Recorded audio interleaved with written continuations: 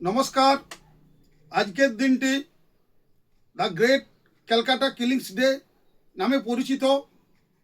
আমি আপনাদের সামনে এই দিনটি সম্পর্কে দু এক কথা বলার চেষ্টা করছি।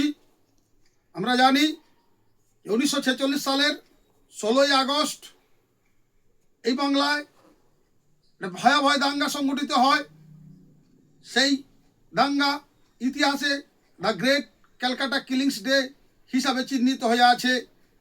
যদিও পরবর্তীকালে এই নিয়ে আমাদের চর্চা, তথ্যের আদান প্রদান সে অর্থে হয়নি।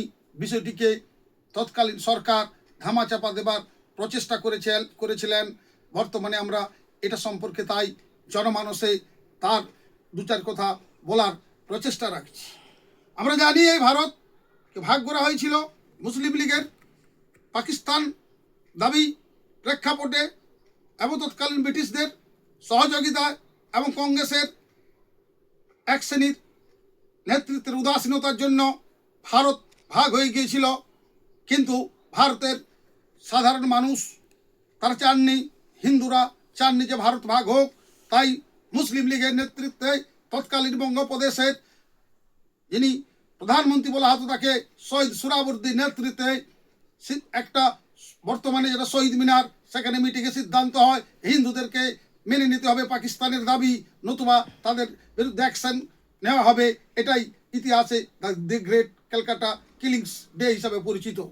সেদিন তার সে শহীদ মিনারের জনসভা পথ থেকে মুসলিম মহল্লায় থেকে প্রচুর সন্ত্রাসী জিহাদি হিন্দুদের উপর অত্যাচার, খুন, ধর্ষণ সহ নারকীয় ঘটনা ঘটিয়েছিলেন, যেটা আমরা 15ই আগস্ট, 16ই আগস্ট থেকে 18ই আগস্ট এই দিনগুলোয় বেছে বেছে হিন্দুদের উপর নারকীয় যে ঘটনা ঘটেছে সেটা আমরা যে গবেষণালব্ধ ইতিহাসে আমরা জানতে পারছি। বর্তমানে তার মূল্যায়ন করা হচ্ছে, সেটা মানুষের সামনে নিয়ে আসা হচ্ছে। তাদের উদ্দেশ্য একটাই ছিল হিন্দুদের উপর চাপ সৃষ্টি করে পাকিস্তানের দাবি আদায় করা। কিন্তু কোনো তৎকালীন যে সরকার, পুলিশ, তারা ছিল তৎকালীন মুসলিম লীগ যে সরকার, তার অধীনে স্বভাবত তাদের নিষ্ক্রিয়তায় হিন্দুদের ওপর অত্যাচার হয়। কোনো নেতৃত্ব সেই অর্থে এগিয়ে আসেননি। এসেছিলেন একমাত্র শ্রদ্ধেয় গোপাল মুখার্জি, যিনি গোপাল পাঠা নামে পরিচিতি আছেন। তিনি প্রতিরোধ গড়ে তুলেছিলেন, হিন্দুদের মহিলাদেরকে তিনি রক্ষা করেছিলেন, অনেক হিন্দু অসহায় মানুষকে রক্ষা করেছিলেন জিহাদিদের আক্রমণের যে বিরুদ্ধে তিনি একমাত্র প্রতিরোধ করেছিলেন। এটার ইতিহাসে আমরা পেয়েছি। তার সাথে যোগ্য সঙ্গত দিয়েছিলেন শ্যামাপ্রসাদ মুখোপাধ্যায়। এরা কয়েকজন মিলে সেদিনের এই একটা প্রতিরোধ গড়ে তুলেছিলেন, যে প্রতিরোধের কাছে পরবর্তীকালে হিন্দুরা রক্ষা পায় এবং তৎকালীন মুসলিম লীগ তাদের সাথে আপোষ করতে বাধ্য হয়। আমরা এটা বলতে চাইছি, পরবর্তীকালে জওহরলাল নেহরুর প্রধানমন্ত্রী হবার উদগ্র বাসনায় তিনি মুসলিম লীগের দাবি মেনে নিয়ে 47 সালে ভারত ভাগ করলেন, পাকিস্তান ভারত। কিন্তু আমরা চেয়েছিলাম অখণ্ড ভারত, কিন্তু সেটা রক্ষা করতে পারেননি কংগ্রেস নেতৃত্ব এবং মুসলিম লীগের বাসনা আজ প্রমাণ হয়ে গেছে যে পাকিস্তান সৃষ্টি হয়েছিল ধর্মের ভিত্তিতে, সেই পাকিস্তান আজ ব্যর্থ রাষ্ট্র, এটা বলার অপেক্ষা রাখে না। পাকিস্তান ভেঙে বাংলাদেশ, সেখানেও একটা ব্যর্থ সরকার চলছে। আমরা এটা লক্ষ্য করছি, ভারত যেখানে শক্তিশালী হচ্ছে স্বাধীনতার পর, বিশ্বের অন্যতম শক্তিশালী রাষ্ট্রে পরিণত হতে চলেছে, সেখানে আমরা আমাদের এই ভারতের একদা অংশ বর্তমান পাকিস্তান, সেটা আজ একটা ধ্বংসাবশেষ রাষ্ট্র, একটা অচল রাষ্ট্র, ব্যর্থ রাষ্ট্রের তকমা পেয়েছে, সন্ত্রাসী এবং জিহাদিদের আশ্রয়স্থল হয়েছে। আমরা বলতে চাইছি, যেসব ইতিহাসবিদ, বামপন্থী ইতিহাসবিদ দ্য গ্রেট ক্যালকাটা কিলিংসকে উল্লেখ করেননি ইতিহাসে, এই সময় এসেছে মূল্যায়ন করার।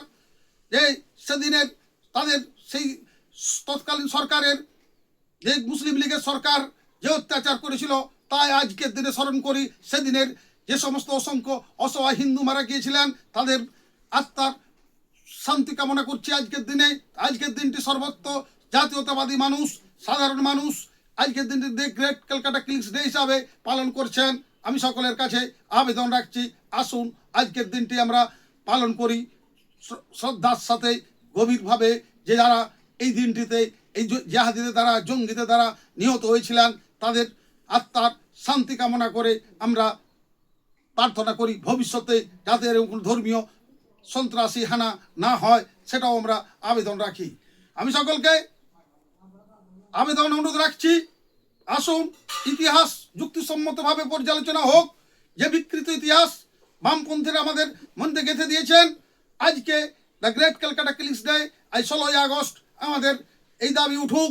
প্রকৃত সত্য তৎকালীন ভারতবর্ষে, ব্রিটিশ ভারতবর্ষে যে কিভাবে ইংরেজরা এবং কংগ্রেসীদের ষড়যন্ত্রে এই অনেক মানুষের উপর অকথ্য অত্যাচার, নির্যাতন, শোষণ হয়েছিল, আজ প্রয়োজন এসেছে তাদের চরিত্র উন্মোচিত করার। সেই দুমুখ মানুষের যারা ব্রিটিশদের পক্ষেও ছিলেন এবং ভারতবাসীদের পক্ষেও ছিল, ভারতবাসীদের অনেক বিপ্লবীকে ধরিয়ে দিয়েছিলেন, এবং মুসলিম লীগ এখানে কিভাবে সফল হলো তাদের পাকিস্তান রাষ্ট্র নিয়ে যেতে। আজ আমি যারা গবেষণা আছেন, ইতিহাসের বিষয় নিয়ে চর্চা করতে চান, আসুন আমরা এই বিষয়ে দাবি তুলি, আমরা এই বিষয়ে দৃষ্টিপাত করি, সঠিক তথ্যের নিরিখে মূল্যায়ন হোক। The great Calcutta killings day নিয়ে সকলকে শ্রদ্ধা এবং অভিনন্দন জানিয়ে আমার বক্তব্য সামাজিক মাধ্যমে এখানে শেষ করছি। ভারত মাতা কি জয়। নমস্কার।